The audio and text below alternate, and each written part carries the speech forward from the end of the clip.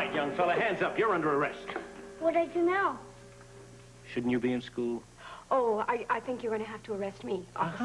Sir, we were on our way. No. An accomplice. I'll bet you're the driver of the getaway car. Well, yes, sort of. But we were going to school, on our way to school. I swear to you. Likely story. Well, we just had to stop at Kelly's for a little hot chocolate to fortify ourselves. Yeah, neither one of us ate. Well, all right. Put your hands down now. I'll believe you. But do you think it's going to hold up in court? I know. Why? Well, are you ready to go? Just a little bit more. Don't have any more. Well, You want some of mine? not really. I didn't really want mine, to tell you the truth. You don't want to go to school? Is that it? No, it's not that. What is it? Oh, I was just thinking maybe we could hang around here a little more. Oh, honey. This is hard for you, I know. It's always so hard to lose somebody that you love. Like you lost Laura? Yeah, see, that's how I know. But I also know that when you love somebody a lot, you don't want to let go of them so your imagination can play tricks on you. I don't get it. Well, like, for instance, when you thought that you saw Packey, you can see a person, or think you see a person when they're not there at all. Is that what happened to me last night? I think so. It happened to Luke once, too. Do you remember that? Yeah, but when I saw Packey, it seemed so real. Well, sometimes the things that you see in your imagination seem much more real than the things that you really see. It's a lot of hard work to figure out what's true and what isn't. That's a little confusing. Yeah, it is. Okay, let me see if I can make it a little simpler. Well, here now. It's very possible. You probably did see somebody last night, you know, because of the fire and all, but it was just that you wanted it so much to be Packey, you see, but it probably wasn't. I guess not. I guess what you're trying to tell me is that Packey's never coming back. I'm afraid he may not be. Well, is it okay if I keep coming here and checking anyway? You have to keep coming here. You have work to do here. Packey used to help Doc Rick, huh? Yes, he did. And you see how much more Doc Rick is going to need your help now? He's counting on me, huh? Well, of course he is. What do you think about that? I'd never let him down. You know. You ready to go? You bet.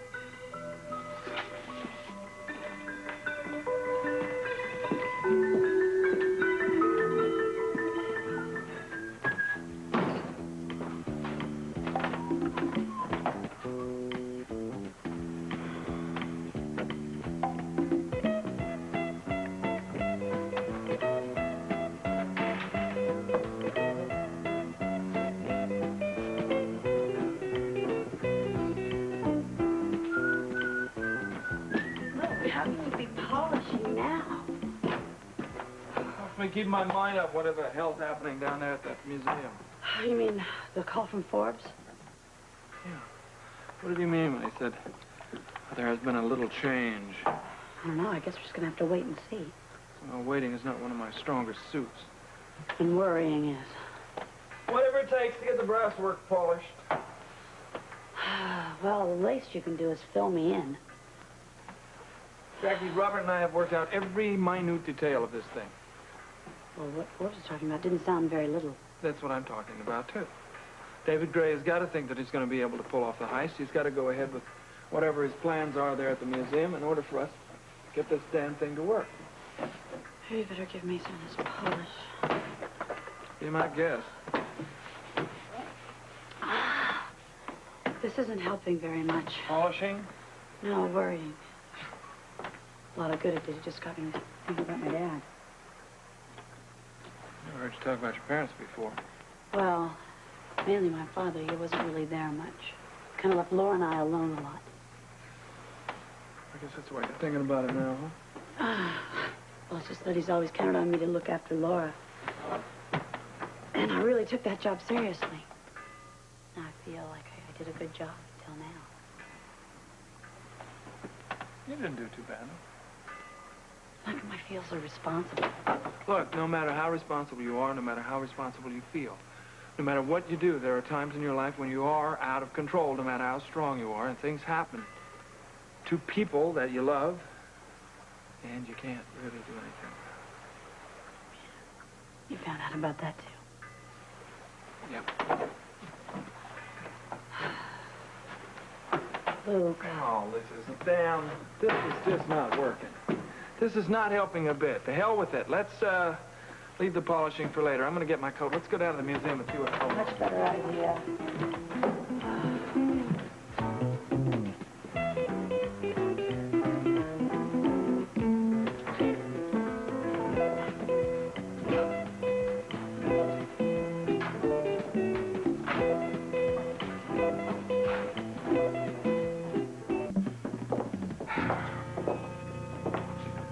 Well, the exhibit is shaping up, don't you think? Yeah, now look about this change. Most of the pieces have already arrived. The change you mentioned. Now, I have asked Mr. Forbes to hold off discussing it with anyone until, of course, we could confer with you, sir.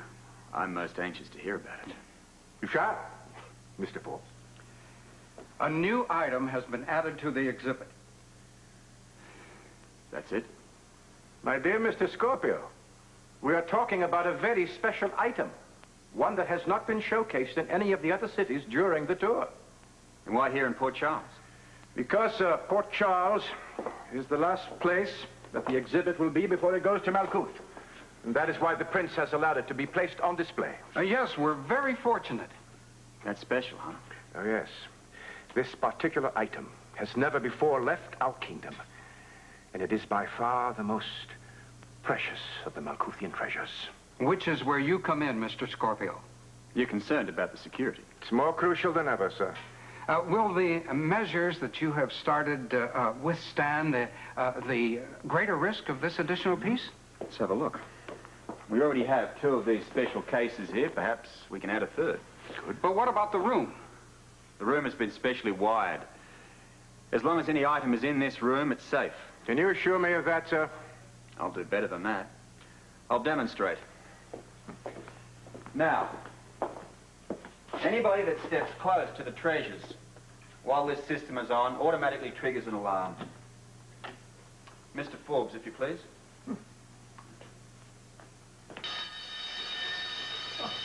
Amazing, sir. Very good. Convinced? Well, I certainly am, yes. The first time since the prince released the treasure that I can relax. Now, one more itty-bitty detail. What? What is this new item? Oh. I'm sorry, Mr. Scorpio, of course. We are talking about the largest Malkuthian crown jewel, sir. A gigantic sapphire. To be exact, 300 carats. It's on its way now. It should be arriving very soon. But if only the arrival could be somehow delayed. Of course, I realize the implications of what I'm asking. And whatever the Magus can arrange will have to suffice. It's just that even a small delay, a matter of hours in the delivery of the items, would give us the time we need to perfect the changes and install the equipment. Yes. We'll keep working until we hear from the Magus. Yes, I understand we can't afford to fail. But please, I beg of you, can we have the extra time? That I have the feeling that you know more than you are letting on. I've got a theory. What is it? Tell me in. Yeah, just a second. Scotty, what can I do for you? Hello, Joe. Rick. Hope I'm not catching you at a bad time. Well, what's on your mind? Well, it's not on my mind so much as it's on Dernley's.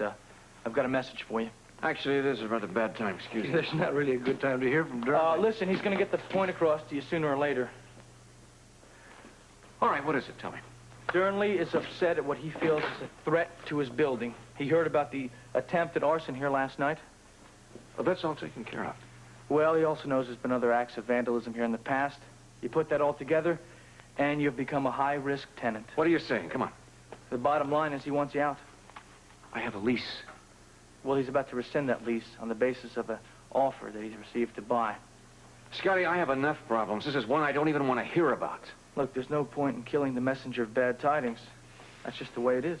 Maybe not. Joe, you worked on that contract. You know as well as I do that Dernley can sell anytime he wants. You work on that contract, too, and you know as well as I do that Rick has the right of first refusal. All I have to do is match that price.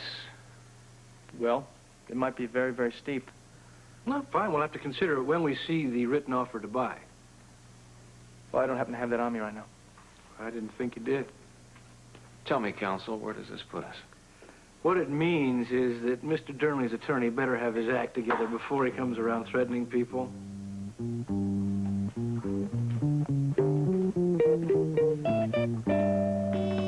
Put Dernley very nicely into place. For the time being. I wish we could solve all the other problems and put them away so easily. What's going on, Rick? I mean it. What's happening? You ready for my theory? I've been waiting. Lesley and I are both convinced that this is not random activity. It's connected.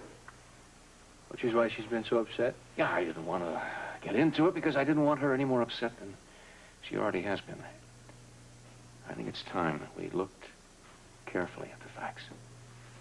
Which are what? All right, first of all, Packey telling me that get Johnny out of the fight business. Warning, get him out. And, of course, the threatening phone call to Lesley. And Packey being shot. Somewhere in there is when you were hit over the head? Yeah, and then, of course, Johnny's room being broken into, the broken window at the house, and now somebody trying to set a fire here in the sports center. I think I am beginning to see what you're getting at. Yeah, this all has to have something to do with the fight business. Right? Don't you agree? It's a pretty tough racket. All right, Joe. My theory is very simply that every one of these actions is designed to keep Johnny out of getting back into the fight ring. But why? Why? That's the part I haven't figured out. Maybe it would be healthier if you didn't try. Healthier for who? For you, for your family, for starters. And Johnny? Maybe Johnny should give it up, acquiesce to what it is they're asking for. Well, what you're saying, in essence, is that if we stop, then the threats will stop. Very strong possibility. No. No, there's no way I'm going to try to talk Johnny into giving up his dream to be a good fighter. And I do not answer to threats that way, no way. I don't respond well to quitting. It was just a conservative suggestion. A nice suggestion for somebody else, but not for me. What, threats turn the doc into a fighter, do they? You got it. I'm not going to be intimidated. I'm with you, all the way. I was hoping you would say that. One way or another, we're going to find out who's behind this, and I say we.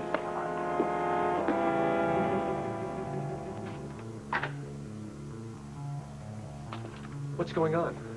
My superiors are not pleased. Look, I can't worry about that now. I need to know if they're going to give me some more time. They've consented to arrange a slight delay. How slight?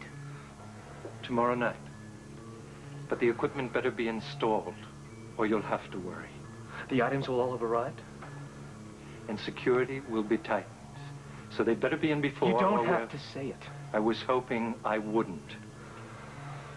So, I leave it to you. Can we make the deadline? Considering my life is at stake? And mine. David, I am trying and praying. Because Lord knows this job is a lot more than I bargained for.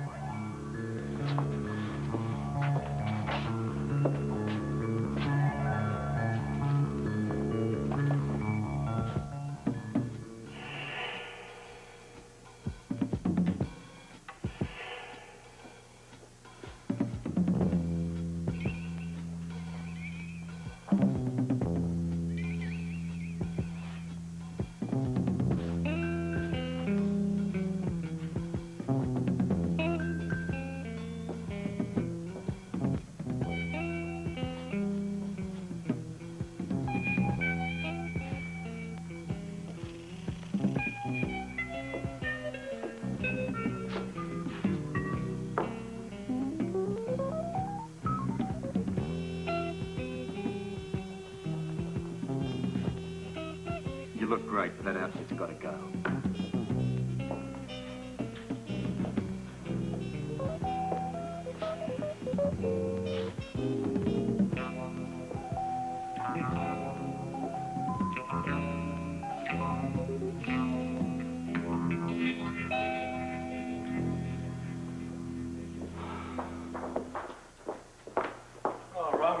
Sorry we couldn't wait any longer. What's going on, man?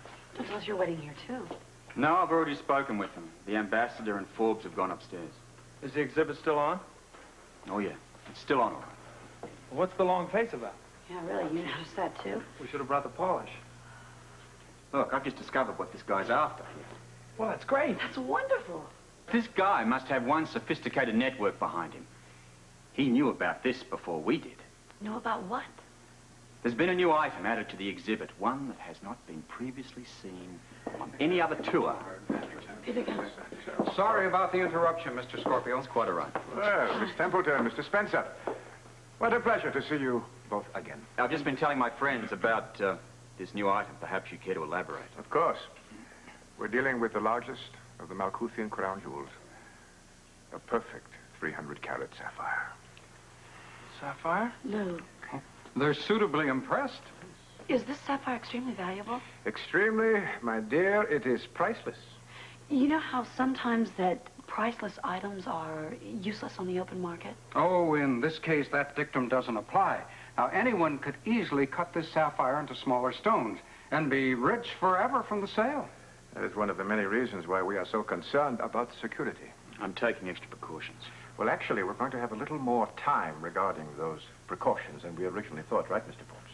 Yes, the result of a phone call the ambassador and I took upstairs just now. The armored truck delivering the sapphire has been detoured by a broken-down bridge. Now, the longer route will delay arrival until tomorrow night. Tomorrow it is, then. We'll be prepared. Very well. Goodbye.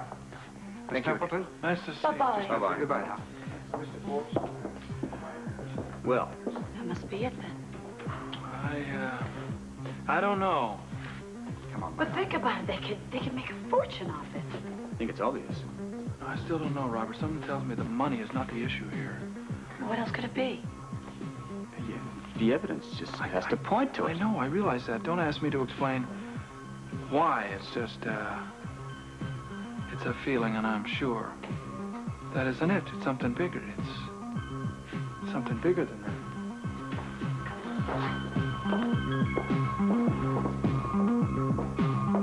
On All My Children, for Erica Kane, there's only one man, but she is tempted by Kent's world of glamour and fame. When are you going to make good on your promise? You know, your plans to start a whole new line of cosmetics and name them after me. Erica. That's going to be the biggest thing that ever hit this industry. Oh, wonderful. Giving you a lot of expensive gifts and showering you with attention. You belong to me. You're mine. I am not yours. Love or fame, it's Erica's choice on All My Children. Weekdays